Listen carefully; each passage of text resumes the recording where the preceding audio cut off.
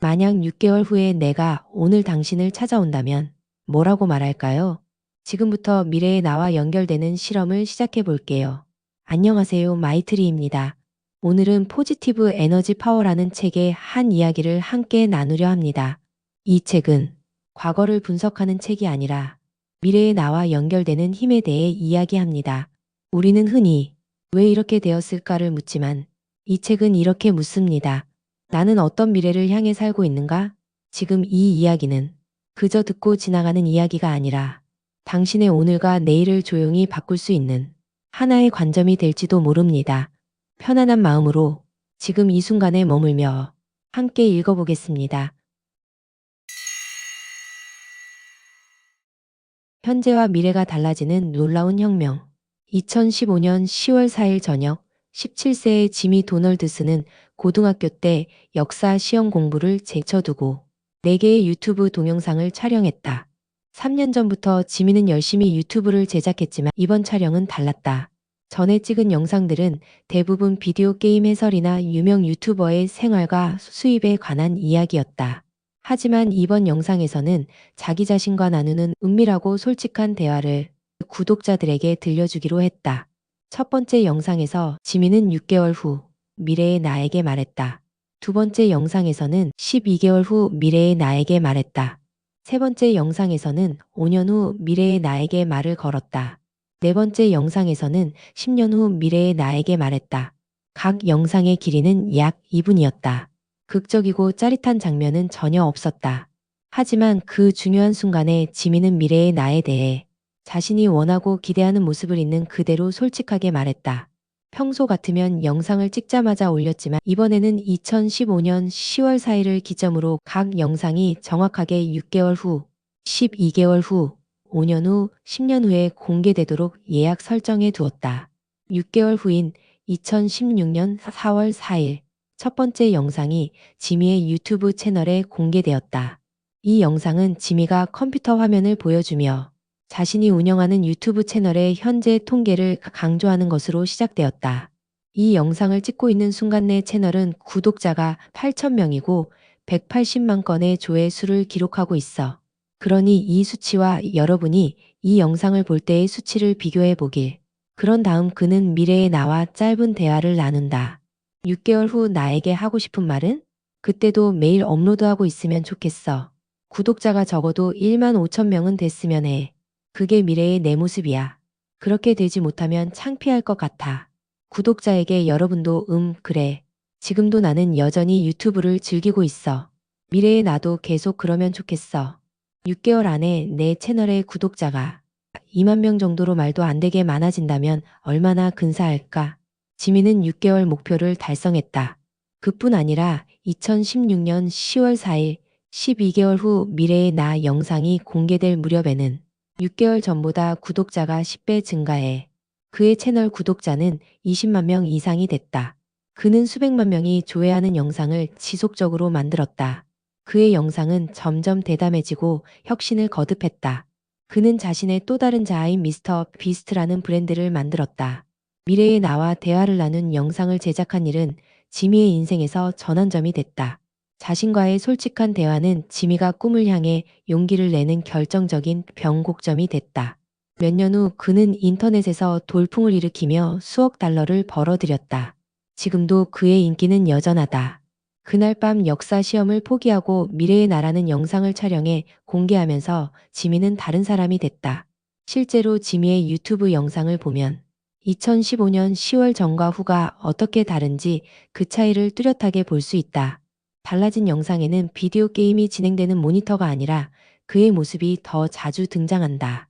지미는 자신이 만든 미스터 비스트라는 브랜드를 홍보하고 그의 영상에 자주 출연하는 친구들을 불러 모아 미스터 비스트라는 브랜드를 지원해달라고 했다.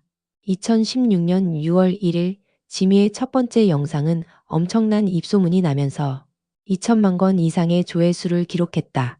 지미와 그의 친구들은 최고의 유튜브 영상을 선보인다며 댓글을 달았다. 영상에는 시각 효과가 더 많이 생겼고 미스터 비스트는 더욱 자신감을 얻어 으스대며 활개쳤다. 며칠 후 지미는 흥미로운 묘기나 우스꽝스러운 재주를 보여주며 자신만의 스타일을 선보였다. 그는 피크닉 테이블을 구매해서 플라스틱 버터 칼만 사용해 그 테이블을 반으로 잘랐다. 지미는 테이블을 자르기 위해 플라스틱 칼 수천 개를 사는데 $60 이상을 썼고 미션을 수행하는데 수십 시간이 걸렸다. 이 영상의 조회수는 300만 건 이상이었다. 2016년 8월 23일에는 친구가 식품 포장 용랩 100개를 이용해 자신을 둘둘 마는 영상을 올려 200만 건의 조회수를 기록했다. 2016년 10월 16일 그는 자신이 인터넷 광고를 읽자마자 그 광고가 즉시 현실이 되는 상황극을 만들어 올렸다. 공짜 아이패드 당첨이라는 광고를 읽으면 순식간에 그의 현관에 새 아이패드가 나타났다. 당신의 노트북을 100배 더 빠르게라는 광고를 읽으면 그의 무릎에 어느새 새로운 노트북이 있었다. 그는 노트북을 놓고 친구들과 농담을 하다가 영상에 등장한 노트북을 부수면서 영상을 끝냈다. 이 영상으로 미스터 비스트는 900만 건의 조회수를 기록했다. 2017년 1월 8일 미스터 비스트는 10만까지 세는 자신의 모습을 생방송으로 내보냈다. 이 미션을 완수하는데 거의 40시간이 걸렸다. 그리고 2천만 건의 조회수를 기록했다. 한 달 뒤에는 20만까지, 그 다음에는 30만까지 셌다. 2017년 8월에는 로건 폴이라는 이름을 10만 번 말하는 자신의 모습을 촬영했다. 우스꽝스럽고 터무니없는 미션을 선보이던 지미는 자신이 바라는 미래의 나로 방향을 전환했다. 그는 더욱 대담한 실험을 펼쳤다. 그는 자신의 브랜드를 성장시킬 주요 전략으로 기부 영상을 찍기 시작했다. 2017년 6월 15일 자신이 직접 노숙자에게 $10,000를 기부하는 영상을 올렸다. 나중에는 10명의 노숙자에게 각각 $1,000를 주었다. 2017년 8월 15일에는 게임 영상을 생중계하는 온라인 게이머들을 무작위로 골라 그들에게 $10,000를 기부하는 자신의 모습을 촬영했다. 그의 기부 영상은 느닷없이 큰 돈을 받은 사람들이 어쩔 줄 몰라 하는 반응에 초점을 맞췄다. 2017년 8월 23일에 올린 영상에는 피자 배달원들에게 $10,000를 팁으로 주고 그들이 놀라는 모습을 보며 따뜻하게 미소를 짓는 지미의 모습이 담겼다. 영상 속에서 지미는 기부받은 돈이 자신과 아내에게 큰 도움이 된다고 눈물을 흘리며 말하는 남자를 끌어안았다. 2017년 8월 30일에는 우버 기사에게 $10,000를 팁으로 주었다. 지미의 채널에는 후원자가 여럿 있었다. 후원금 규모가 점점 커지면서 지미는 더 많은 돈을 기부할 수 있었다. 그에 더해 규모가 큰 미션이나 게임을 수행해 사람들이 더 큰 돈을 얻을 수 있게 했다. 그는 얼마나 많은 풍선을 매달아야 자신이 공중에 뜰 수 있는지 실험했고 자신이 사는 주에 있는 모든 월마트를 찾아다니며 스니커즈 초코바를 사기 위해 100시간 이상을 운전했다. 동전만 가지고 자동차를 구입했고 그의 채널에 300만 번째 구독자에게 1페니짜리 동전 300만 개를 주었다. 2020년 10월 4일 그의 세 번째 영상이 공개되자 미스터 비스트는 떠오르는 유튜브 스타가 됐다. 그의 채널의 구독자 수는 4천만 명이 넘었다. 그의 이름을 모르는 사람이 없었다. 그는 30명 이상의 팀원으로 이루어진 팀을 꾸려 유튜브 제작 사업을 했다. 그의 연간 수익은 $1억 넘었다. 그의 영상들은 평균 3천만 건의 조회수를 기록했고 일부 영상의 조회수는 수억 건에 달했다. 5년 후 미래의 나와 대화를 나눈 영상은 6개월 후, 12개월 후 대화 영상보다 조금 더 깊이 있는 내면의 대화를 보여주었다. 안녕, 5년 후의 지미야에서 17세의 지미는 훨씬 달라지고 성숙해진 미래의 나와 연결되어 있었다. 지금 나는 고등학생이야. 내가 이 영상을 볼 때 내가 어디에 있을까? 대학은 아닐 거야. 대학을 졸업한 후겠지. 와, 녀석 정말 근사한데. 그의 머릿속에서 온갖 생각이 피어나는 것 같았다. 지금 나는 2015년에 있어. 5년 후에 내가 죽었으면 어떡하지? 지미의 얼굴에는 두려운 기색이 역력했다. 그는 더는 말해서는 안 된다는 듯 입을 막았다. 그의 눈이 커졌다. 겁에 질린 표정으로 그는 계속 말했다. 오, 섬뜩할 것 같아. 너무 섬뜩할 거야. 편히 잠드소서. 정말 이상하겠군. 이 영상이 자신의 유튜브 채널에서 방송될 때 자신이 죽었을 수도 있다는 점을 곰곰이 생각한 후 지미는 미래의 나에 대해 더 진지해졌다. 여러분이 이 영상을 볼 때 내 채널의 구독자가 100만 명이 안 된다면 내 인생은 완전히 실패한 거야. 나는 100만 명의 구독자를 만들고 싶어. 나는 100만 명의 구독자를 만들겠어. 꼭 그렇게 되고 말겠다는 그의 신념은 더욱 확고해진다. 한편 꿈을 실현해야 한다는 무게감이 그를 압도했다. 지민은 의자에 앉아 생각에 잠겼다. 그는 머리카락이 날릴 정도로 숨을 내뱉었다. 야, 그건. 지민은 말을 잇지 못했다. 그는 머리를 절레절레 흔들었다. 그리고 눈을 감은 채 자신이 원하는 게 무엇인지 절박한 심정으로 깊이 생각했다. 그는 고개를 저으며 침실의 천장을 응시했다. 지민은 자신이 바라는 미래의 나에 매우 깊숙이 연결된 나머지 촬영하고 있다는 사실도 잊었다. 잠깐의 상상을 끝낸 후 그는 카메라 앞에서 자신과의 대화를 이어갔다. 내가 어느 대학을 가게 될지는 몰라. 하지만 여러분이 이 영상을 볼 때쯤이면 나는 고등학교를 졸업하고 대학도 나왔겠지. 아마 유튜브 크리에이터를 직업으로 삼았을 거야. 어쩌면. 그는 자신의 꿈을 이야기하면서 손톱을 물어뜯었다. 이봐, 지금쯤이면 정말로 100만 구독자가 있어야 한다고 미래의 짐이야, 제발.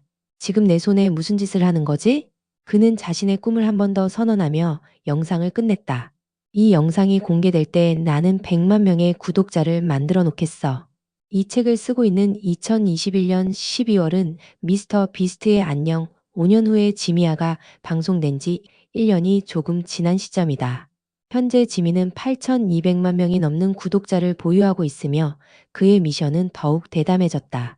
그는 자신이 꿈에 그리던 모습이 됐다. 나아가 자신의 계획보다 더 높은 곳으로 거듭거듭 도약했다. 지난 6년간 지미에게 일어난 변화는 믿어지지 않을 정도다. 지미는 자신의 침실에서 유튜브 영상을 찍으며 수익을 전혀 올리지 못하던 17세 청소년이었다. 그런 그가 세계에서 가장 유명한 사람 중 한 명이 됐다. 엄청난 부를 쌓고 비즈니스 기술을 익힌 그는 언젠가 미국의 대통령이 되기를 꿈꾼다. 당신과 나도 지미와 비슷한 결과를 얻기 위해 따라할 방법이 존재할까? 당연히 있다. 정말 가슴 뛰는 답변 아닌가? 최근 심리학 연구에서는 미스터 비스트의 놀라운 변화를 아주 간단한 이론으로 설명한다. 당신도 꿈꾸는 결과를 달성하기 위해 그 방법을 적용해 인생을 바꿀 수 있다. 이 책이 그 방법을 확실하게 보여줄 것이다. 심리학의 변화. 1800년대 말에서 1900년대 말까지 심리학은 인간의 문제에 초점을 맞추었다. 병리학이라고 불리는 이론과 치료법은 우울증이나 자살 등의 문제를 줄이는데 중점을 두었다. 인간 번영이라는 개념은 거의 강조되지 않았다. 이 기간 동안 과학은 인간이라는 존재가 자기 과거의 직접적인 산물이라는 사상을 재창했다. 이런 관점을 결정론이라고 한다. 즉, 인간의 행동은 앞에서 쓰러지면서 연달아 쓰러진 하나의 도미노패에 불과하다는 사상이다. 과거의 사건인 도미노패들은 현재 당신이 누구인지 무엇을 하고 있는지를 결정한다. 인간의 권한이나 자유는 없다. 그저 자극과 반응만 있을 뿐이다. 다시 말해 결정론에 따르면 오늘의 삶은 자신의 과거를 재조합한 삶이다. 결정론이 지배적인 관점이었지만 이 사상에는 심각한 한계와 부정적인 요소가 있었다. 인간이 겪는 문제는 수없이 많은데 그 문제들을 과거를 통해서만 설명할 수 있었기 때문이다. 안타깝게도 심리학의 주요 목표는 문제를 해결하는 게 아니라 설명하는 것이었다. 1990년대에 자칭 긍정 심리학자라는 혁신적인 심리학자 집단이 나타나 심리학의 핵심적인 신조의 의문을 제기했다. 그들은 과거와는 다른 질문을 던지며 무엇이 사람을 행복과 건강, 성공으로 이끄는지 탐구하기 위해 색다른 유형의 실험을 진행했다. 과학기술과 신경과학의 획기적인 발전을 등에 업고 진행한 실험을 통해 연구자들은 사람들이 어떤 요인 때문에 현재의 모습에 이르렀는지 새로운 해석을 내놓았다. 그런 현대 연구 결과들은 과거의 주장과는 상반된 설명을 제시한다. 오늘날 심리학 연구는 한 사람의 과거가 그의 행동과 삶을 좌우하지 않는다는 사실을 보여준다. 오히려 인간은 미래를 향해 앞으로 나아가는 존재임을 많은 증거로서 제시한다. 인간이라는 존재인 우리는 이 행성에서 다른 종이 갖지 못한 독특한 특징을 지녔다. 미래를 생각할 수 있는 능력뿐 아니라 미래에 대해 무수한 시나리오를 상상할 수 있는 능력이 있다. 거기에 더해 인간은 미래의 가능성을 깊이 생각할 수 있다. 예를 들어 어떤 직업을 선택할 것인지, 어디에서 지낼 것인지, 다른 나라로 이주할 것인지, 현지에 남을 것인지 등 당신 앞에는 수많은 선택지가 있다. 인간에게는 자신의 삶에서 성취할 가능성이 있는 미래가 수백 가지 있다. 스스로 내리는 결정도 셀 수 없이 많다. 우리는 수많은 선택지 앞에서 고민하며 어떤 방향으로 갈지 최종 결정을 내린다.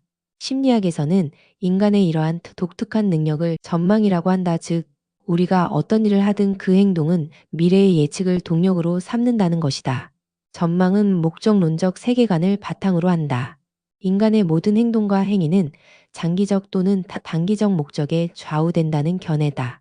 이 견해로 볼 때 인간의 모든 행동에는 목적이 있다. 목적의 다른 말은 목표다. 인간의 모든 행동은 개인이 의식하지 못하더라도 목표 지향적이다. 예를 들어 음식을 꺼내려고 냉장고를 연다고 가정해보자. 이 행동의 목표는 허기를 채우거나 심심해서 무언가 간식거리를 찾는 것이다. 목표가 무엇이든 그 목표가 냉장고를 열게 하는 동력이다. 또 다른 예를 생각해보자.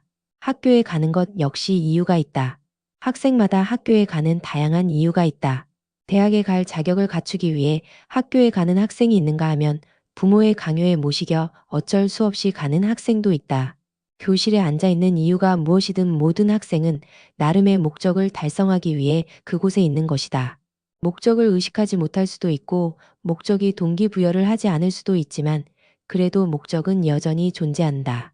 해로운 약물을 복용하거나 소셜미디어로 시간을 낭비하는 경우라면 즉각적인 만족이나 현실 도피가 목적일 수 있다. 그런 행동 이면에도 다 이유가 있다. 자신에게 몇 가지 질문을 해보라. 이 행동을 하는 이유 또는 목표가 무엇인가? 이 행동으로 나는 어떤 이득을 얻는가? 이 행동의 결과는 무엇인가? 특정한 사건이나 행동은 다음 3단계로 이해할 수 있다. 1. 무엇? 2. 어떻게? 3. 왜? 1단계는 일어난 사건이 무엇인지 설명하는 능력이다. 2단계에서는 그는 학교에 갔다. 라는 식의 말을 할 수 있다. 2단계는 행동이 어떻게 일어났는지 설명하는 능력이다. 그는 차를 타고 학교에 갔다. 라는 식으로 말할 수 있다. 3단계는 왜 그런 행동을 했는지 설명하는 능력이다. 누군가가 하는 행동에는 반드시 왜가 있다. 이 왜가 행동의 이유 또는 목표다. 왜를 아는 것이 가장 심오하고 강력한 형태의 지식이다. 왜는 무엇과 어떻게의 동력이기 때문이다.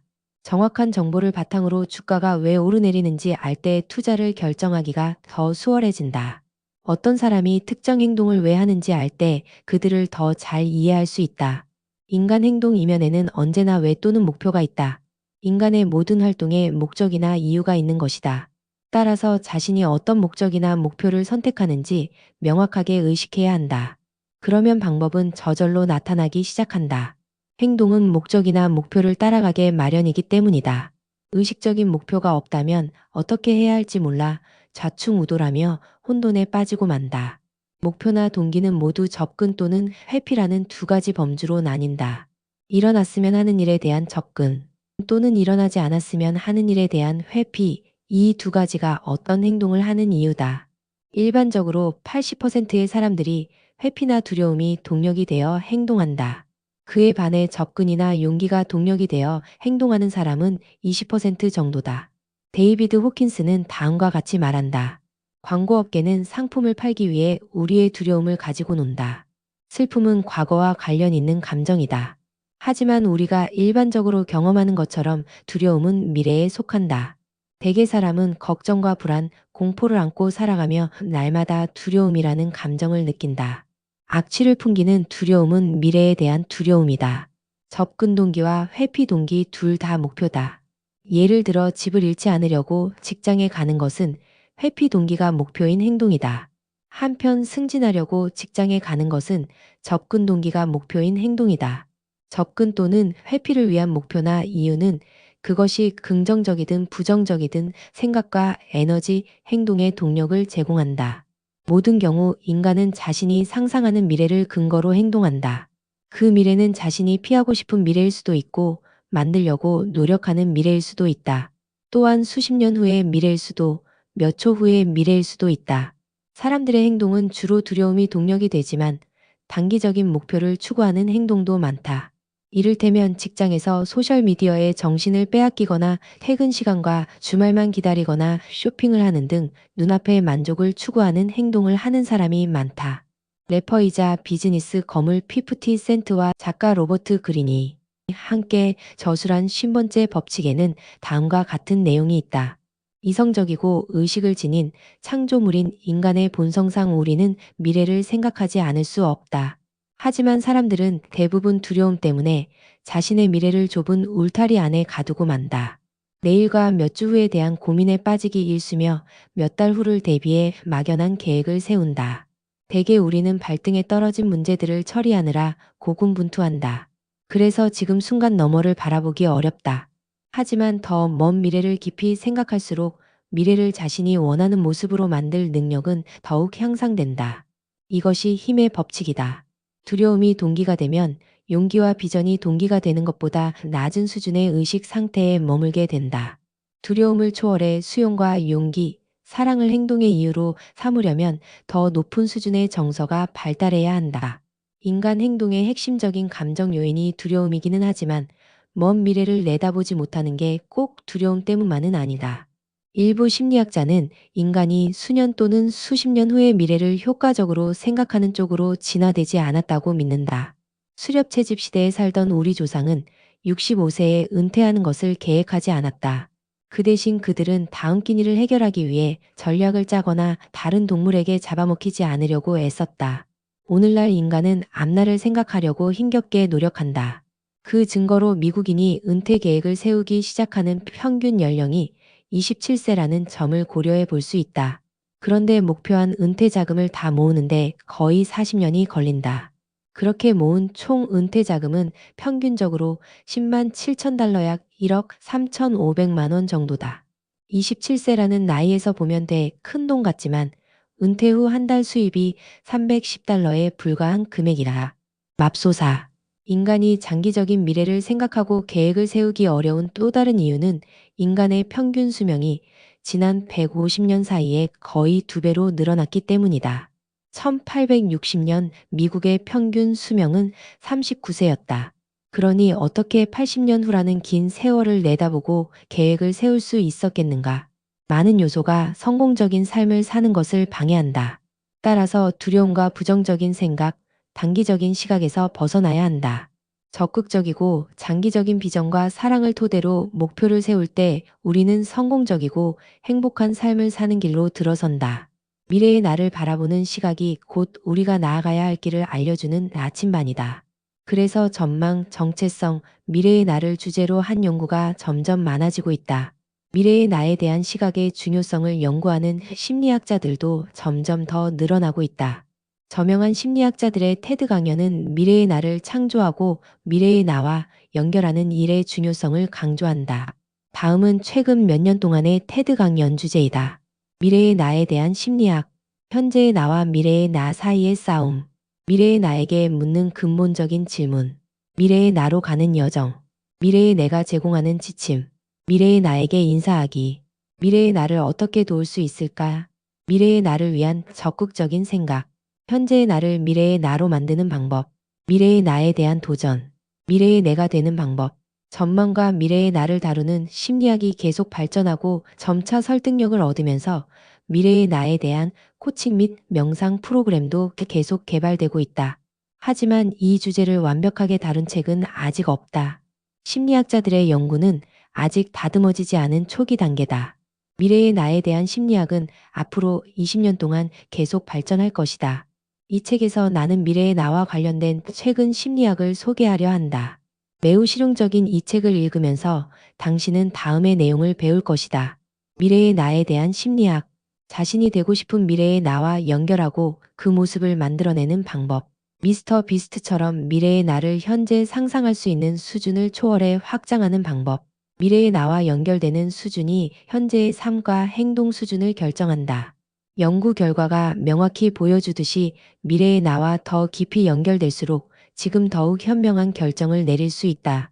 미래의 내가 어떤 모습일지 깊이 생각해보라. 그러면 풍요로운 은퇴 생활을 위해 계획을 잘 세워 효과적인 투자를 하게 되며 열심히 운동하고 올바른 식습관을 유지할 가능성이 커진다. 일탈 행위나 자기 파괴적인 행위를 할 가능성은 줄어든다. 미래의 나라는 개념은 단순하지만 거의 활용되지 않는다. 현명한 결정을 하려면 그 결정이 어떤 결과를 가져올지 알아야 한다. 어떤 결과를 바라는가? 그 결과를 철저하게 분석해 바라는 결과가 나오도록 행동해야 한다. 그것이 최고의 결정이자 행동이다. 원하는 것에서 시작해 거꾸로 가라. 목표를 향해 가기보다 목표라는 지점에서 생각하고 행동하라. 우리의 뇌는 저절로 그렇게 작동한다. 신경과학자들은 뇌가 기본적으로 미래를 예측하는 기관이어서 미래를 현실로 만드는 행동을 유발한다는 데 동의한다. 배움은 뇌의 예측 능력의 최신 정보를 제공해 그 능력을 향상하는 과정이다. 가고자 하는 곳이 명확할수록 무수한 선택지 사이에서 방황하는 일이 줄어든다. 미래의 나와 단절되면 사람들은 자기 발등에 떨어진 불만 끄느라 정신이 없다. 그렇게 시급한 일들만 처리하다 보면 좋은 성과를 얻을 리 없다.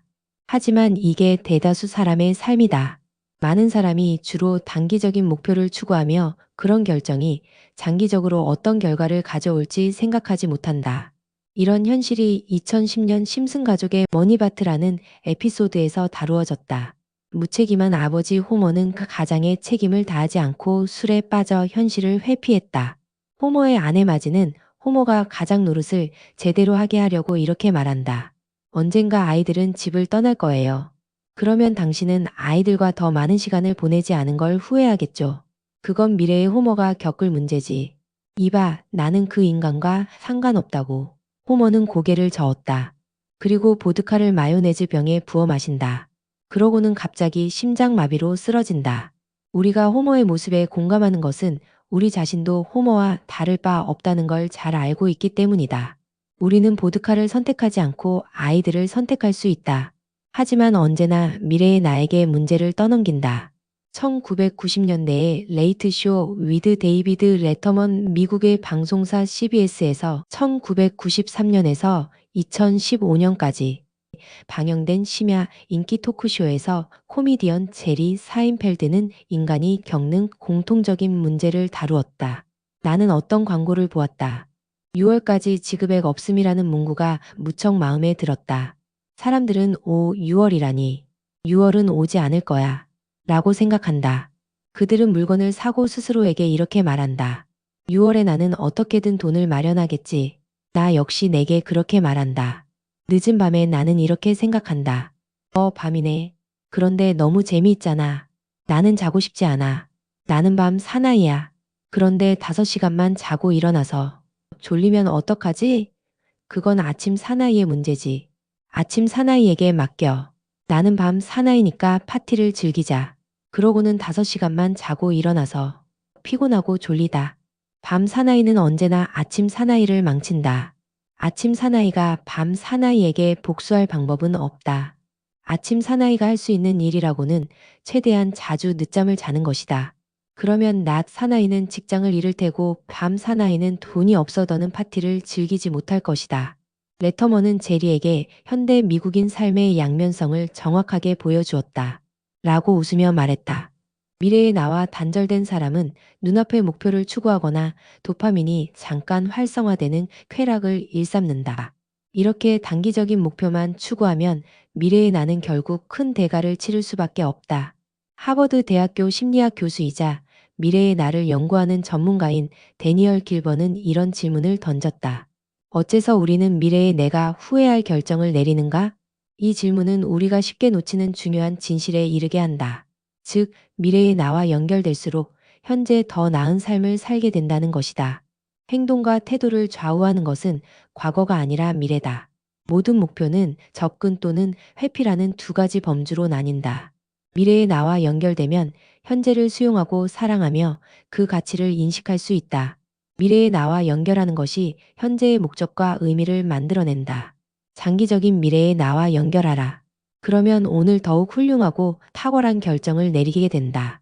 미래의 나와 연결될 때 행복하고 생산적이며 성공적인 삶을 살 수 있다. 이처럼 놀라운 삶의 철학이 또 있을까? 미래의 나와 연결하는 것이 현재의 나를 발전시키고 상황을 나아지게 한다.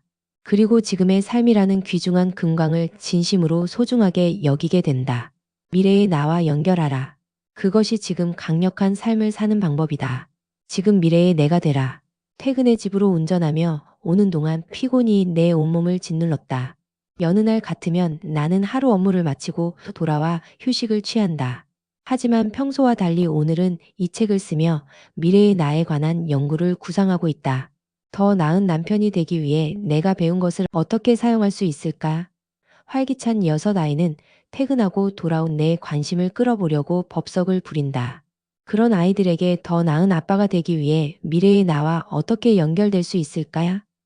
인정하고 싶지는 않지만 사실 나는 가족과 시간을 보내고 싶은 마음만 있지 실제로는 가족과 함께하지 않는다는 사실을 잘 알고 있다. 한 번은 집 근처에 도착해 길가에 차를 세우고 집에 도착한 내 모습이 어땠으면 좋겠는지 깊이 생각했다. 나는 미래의 나를 생각해 보았다. 지금부터 20년 후에 나는 53세다. 여섯 아이는 모두 성인이 되어 더는 집에서 함께 살지 않을 것이다. 집에서 얼마 안 되는 거리에 차를 주차해 놓고 나는 차 안에서 스스로에게 이런 질문을 했다. 53세의 내가 다시 돌아와 남은 오늘을 산다면 어떤 기분일까? 미래의 나는 다시 살게 된 오늘 무슨 일을 할까?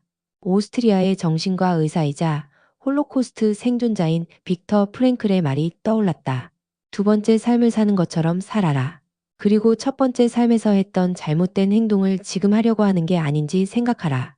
인간의 책임감을 자극하는 표현으로 이 격언보다 더 강력한 말은 없을 것이다. 이 말을 통해 현재는 과거이며 과거는 바뀌고 수정될 수 있다고 상상할 수 있다. 나는 프랭클의 말을 적용해 보기로 했다. 20년 후 미래의 내가 되돌아와 그날 저녁을 보내고 있다고 생각하기로 했다. 미래의 내가 타임머신을 타고 되돌아와 오늘을 다시 살아볼 기회를 얻었다고 상상한 것이다. 내가 집에 돌아가 주차를 하려고 보니 3살 된 피비가 밖에서 기다리고 있었다. 아빠, 나를 보자마자 딸아이는 흥분해서 이리 깡충 저리 깡충 뛰었다. 사랑스럽고 귀여운 딸을 지켜보면서 나는 20년 후 미래의 내가 이 순간을 어떻게 온몸으로 느낄지 생각해 보았다. 미래의 내가 된 나는 그 순간을 평소와 다르게 보게 됐다. 나는 눈물을 흘리며 내가 아이를 얼마나 사랑하는지 느끼게 됐다. 딸은 신이 내게 주신 완벽한 선물이었다. 나는 차에서 뛰어내려 마치 20년 만에 처음 보는 것처럼 피비를 껴안았다. 우리 술래잡기 할까? 아이는 웅. 대답하고는 까르르 웃으며 도망갔다. 나도 함께 웃으며 달려가 아이를 잡았다. 나는 아이를 번쩍 들어올려 꼭 끌어안았다. 오, 이게 내 인생이란 말이야? 내가 이렇게 운이 좋았어? 이렇게 관점을 바꾸니 동네와 거리가 다르게 보였다. 나는 내가 경험한 것에 경건함을 느꼈다. 내가 거룩한 땅에 서 있음을 깨달았다. 5분 정도 피비와 행복한 시간을 보낸 후 나는 미래의 내가 타임머신을 타고 되돌아와 어린 딸과 논 시간을 영원히 기억하기 위해 셀카를 찍었다. 피비를 데리고 집 안으로 들어가니 아이들이 다 그렇듯이 큰 아이들이 시끄럽게 서로 싸우고 있었다. 로렌은 주방에서 아기 조라와 렉스를 돌보며 분주하게 저녁을 준비하고 있었다. 평소 같으면 나는 당장 아이들을 꾸짖으며 야단쳤을 것이다. 멍해졌을지도 모른다. 하지만 이날은 미래의 내가 되어 있었기 때문에 가족이 평소보다 훨씬 더 소중하게 느껴졌다. 어수선한 집안을 보고 화가 나기는커녕 여기저기에 나뒹굴고 있는 장난감들이 사랑스럽게 보였다. 주방 식탁에 널려있는 학습지와 숙제들을 보니 행복했다. 바닥에서 장난치고 있는 아이들은 얼마나 사랑스럽던지. 나의 아내 로렌, 아내의 아름다움에 나는 숨이 막힐 지경이었다. 도대체 어떻게 내가 이런 놀라운 삶을 얻었을까? 나는 10살, 14살의 아이들에게도 짜증이 나지 않았다. 그보다는 내가 그 아이들의 농담을 얼마나 좋아하는지를 느끼고 놀랐다. 미래의 나에게 눈앞에 있는 아이들은 30대 성인이다. 만약 아이들의 어린 시절로 되돌아가 5분의 시간을 보낼 수 있다면 미래의 나는 무슨 말을 할까? 아이들에게 설교를 늘어놓지는 않을 것이다. 분명히 미래의 나는 이 사랑스러운 아이들의 말을 귀담아 듣고 아이들에 대해 더 잘 알려고 노력하며 무조건 지지할 거라 믿어 의심치 않는다. 나는 귀를 열고 입을 닫았다. 가족의 소리를 귀 기울여 들었다.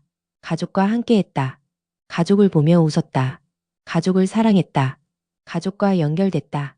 나의 내면에서 지각 변동이 일어나는 걸 느꼈다. 나는 기분이 좋아졌다. 나의 내면이 더 진화하고 깊어졌다는 것을 느낄 수 있었다. 평소에 나를 좌절시켰던 일들이 사소해 보였다. 지금 순간에 몰입하게 되면서 전에는 짜증스러웠던 일들을 사랑스럽게 바라볼 수 있었다. 그에 더해 내 행동은 더욱 친절하고 관대해졌다. 나는 지혜롭게 행동할 수 있었다. 미래의 나는 지금 이 상황을 현재의 나와 다르게 더 현명하게 처리할 것이다. 미래의 나를 현재로 불러와 살아가면서 모든 게 달라졌다. 심지어 나는 미래의 내가 어쩌면 20년 후에 존재하지 않을지도 모른다는 점을 깨닫고 지금 이 순간에 감사하게 됐다. 나는 죽을 수도 있다. 최근 내 친구의 2살 된 아기가 창문 블라인드 줄에 목이 감겨 사망하는 끔찍한 비극이 있었다. 고대 스토아 철학 사상으로 메멘토 모리라는 말이 있다. 죽음을 기억하라라는 뜻인데 우리는 항상 죽음을 생각하고 있어야 지금 이 순간을 소중히 여기고 감사하게 된다. 안타깝게도 나는 주변에서 벌어지는 기적 같은 순간을 자주 놓친다. 목적의식이나 사명감이 없으면 바로 눈앞에 있는 선물 같은 순간을 인식하지 못한다.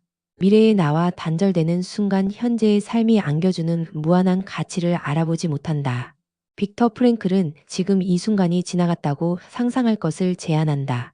우리 자신이 무엇을 하고 있는지 의식하지 못하기 때문에 어쩔 수 없이 나쁜 결과에 직면한다는 것이다. 이것이 미래의 나에 관한 연구가 설득력을 얻는 이유다. 미래의 나와 연결되면 지금 이 순간이라는 금광을 더 잘 이해하고 감사하게 된다. 미래의 내가 가진 눈으로 지금의 삶을 보면 이전에는 보지 못한 기회들을 볼 수 있다. 미래의 나와 함께 한다면 현재를 소중하게 여길 것이다. 당신은 어떤가? 20년 후 미래의 당신이 현재의 당신과 대화를 나눈다면 무슨 말을 할까? 미래의 당신은 지금 상황을 어떻게 보겠는가? 지금 당신이 미래의 당신이라고 생각한다면 행동은 얼마나 달라지겠는가? 이 책을 읽어나가면서 당신은 지금 미래의 내가 되는 방법을 배우게 될 것이다. 지금 당장 미래의 내가 될 수만 있다면 자신이 원하는 삶을 만들 수 있다. 미스터 비스트의 놀라운 성공은 그가 원했던 미래의 나의 전념한 결과였다. 그는 용기를 냈기 때문에 의도적인 연습을 일관성 있게 할 수 있었다. 이런 태도가 어떤 분야에서든 전문 기술을 발전시키는 체계적인 방법이다. 의도적인 연습을 하려면 구체적인 목표를 이루려는 계획이 있어야 한다. 따라서 미스터 비스트처럼 미래의 나에 대한 명확한 시각을 가져야 한다. 작가이자 철학자인 스티븐 코비는 정신적 창조가 실제적 창조보다 언제나 먼저다. 라고 말했다. 무언가 성공적인 결과를 이룬 사람은 누구나 결과를 먼저 마음속으로 뚜렷하게 그렸다. 그 다음 정신에 그린 이미지를 이루기 위해 열심히 노력했다. 한 걸음 한 걸음 앞으로 나아가면서 그들의 비전은 더욱 명확해지고 확장되고 발전했다. 성경에서도 믿음은 바라는 것들의 실체요, 보이지 않는 것들의 증거다. 라고 말한다. 현재 당신의 모습이 무엇이든 바로 지금이 미래의 당신에 대한 증거다. 미래의 나에 대한 믿음과 집념이 얼마나 큰지는 당신의 행동과 생각을 통해 증명된다. 미래의 나를 명확하게 보고 그 모습에 전념하면 모든 생각과 행동은 목표라는 필터를 거치게 된다. 이를 심리학에서는 선택적 주의라고 한다. 기대하는 것을 볼 수 있다. 관심 있는 것만 볼 수 있다. 집중하는 대상이 확장된다. 미국 심리학의 아버지 윌리엄 제임스는 그 점을 이렇게 강조했다. 외부 세계에서는 수백만 가지 상황이 펼쳐진다. 하지만 그것이 모두 내 경험으로 들어오지는 않는다. 왜 그럴까? 내가 그 일들에 관심이 없기 때문이다. 내가 관심을 두는 것만 내 경험이 된다. 우리는 자신이 기대하는 것을 본다. 나아가 어떤 모습을 간절하게 이루고 싶고 그렇게 하겠다고 결심하면 그런 생각과 일치한 행동을 하게 된다. 믿음이 행동과 힘을 끌어내는 원리다. 믿음으로 산을 옮길 수 있다. 믿음으로 인류는 달에 갔다. 믿음으로 수백만 달러를 벌어들이고 불치병도 치료한다. 이 정도 수준의 믿음을 가지려면 원하는 바에 대한 비전을 명확하게 만들어야 한다. 미국 작가 플로렌스 씨는 원하는 것을 이미 받았다는 사실을 알고 그에 따라 행동하라. 라고 말했다. 당신이 원하는 게 무엇이든 그것을 이미 받았다는 사실을 알아라. 당신이 원하는 모든 것을 가질 수 있는 것처럼 행동하라. 사실 우리는 이미 그렇게 하고 있다. 그렇게 해서 현재의 모습이 된 것이다. 이제부터는 자신이 상상하는 미래를 생생하게 그리는 일에 도전하라. 미래를 어떻게 바라보는지에 따라 우리의 생각과 행동이 달라진다. 현재 당신이 어떤 특정한 미래에 전념한다면 왜 그런 미래를 꿈꾸는가? 만약 다른 미래를 선택한다면 어떨까? 당신이 진정으로 원하는 미래에 전념한다면? 원하는 미래에 완전히 몰입하고 최종적인 결과를 이미 얻었다고 생각하라. 그러면 자신이 만들고 있는 미래에 대한 증거가 점점 많아진다. 그리고 목표를 이루는데 필요한 노력과 변화가 전혀 힘들지 않을 것이다. 오히려 꿈을 향해 나아가지 않고 가만히 있는 게 더 고통스러울 것이다. 한때 탈출구로 삼았던 순간적인 쾌락만 줬던 행동들이 고통스러워질 것이다. 그리고 훨씬 더 용감해질 것이다. 자신이 바라는 미래에 전념하면 비슷한 생각을 지닌 사람들과 조언을 주고받으며 협력 관계를 구축하게 된다. 원하는 미래에 전념하는 과정에서 사고방식과 신념, 정신 상태가 바뀌고 자신이 바라보는 세상이 이전과는 완전히 달라진다. 마침내 점점 더 나아지는 결과를 얻는다. 리더십 전문가 짐 데스머와 다이애나 체프먼, 칼리 클램프는 이렇게 말한다. 전념은 현재 무엇을 하고 있는지에 대한 진술이다. 우리가 지금 무엇에 전념하고 있는지는 말이 아니라 결과로 알 수 있다. 우리는 전념하고 있다. 그리고 결과를 만들어내고 있다.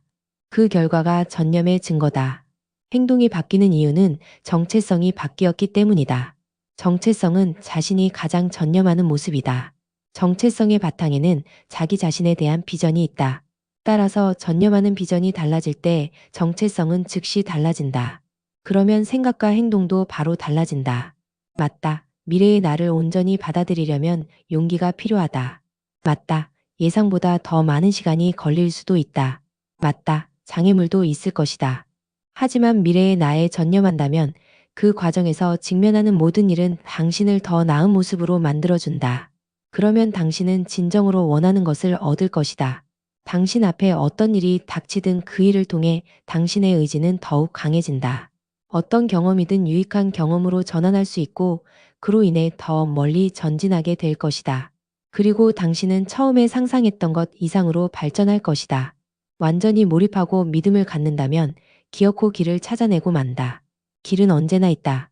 사상가이자 시인인 랠프 월도 에머스는 당신이 무언가 하겠다고 결심하면 온 우주가 나서서 그 일이 이루어지게 만든다. 라고 말했다. 미스터 비스트처럼 당신도 지금 상상하는 것 이상으로 놀라운 미래를 만들 수 있다. 내가 딸아이 피비와 보낸 시간처럼 당신도 오늘 당장 낡은 패턴을 바꿀 수 있다. 그 첫 단계가 미래의 나는 어떤 모습일지 정하고 지금 그 모습이 되는 것이다. 우리는 흔히 과거가 현재를 만든다고 믿지만 이 책이 말하는 메시지는 분명합니다. 우리의 행동을 움직이는 건 과거가 아니라 지금 우리가 바라보고 있는 미래의 나입니다. 이 이야기를 들으며 당신 마음속에 어떤 미래의 장면이 스쳐 지나갔다면 그것만으로도 이미 변화는 시작된 것입니다. 오늘 이 시간이 당신의 하루를 조금 더 의식적으로, 조금 더 따뜻하게 만드는 계기가 되었기를 바랍니다. 이 책의 이야기는 여기서 끝나지 않습니다.